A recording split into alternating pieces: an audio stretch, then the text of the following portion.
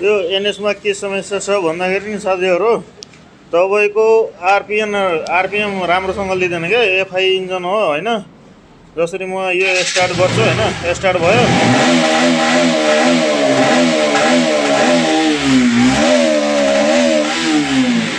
Bike झुक झुक झुक झुक गर्छ है।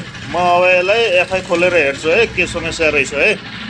फ्युल पम्प मोटर खोलेर हेर्छु है, के समस्या रहेछ यसमा, अनि देखाउँछु म। हाम्रो यसको ट्याङ्की ओपन भइसक्यो होइन। अब चाहिँ यसमा हेर्छु म के को समस्या छ। मलाई त यो फ्युल पम्पको जस्तो समस्या लाग्छ होइन। तर यो फ्युल पम्पकै समस्या आउँछ क्या धेरै यिनीहरूमा।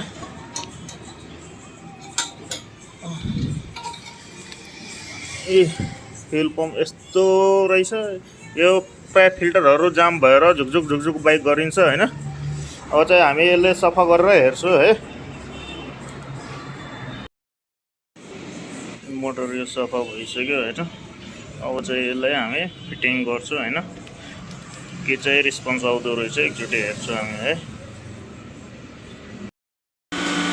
यसमा चाहिँ हाम्रो फिटिङ भइसक्यो है। अब ट्याङ्की हालेर हामी चेक गर्छौँ है। एक्चुअली हाम्रो बाइक फाइनल भइसक्यो है।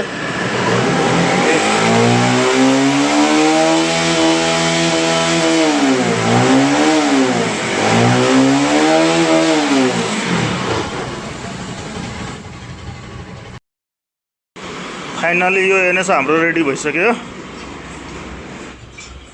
यिनीहरूको फ्युल पम्पमा समस्या भइरहेको हुन्छ होइन। झुकझुक झुकझुक गरिरहेको हुन्छ, त्यसको लागि टेन्सन लिनु पर्दैन। रेडी भइसक्यो है हाम्रो बाइक।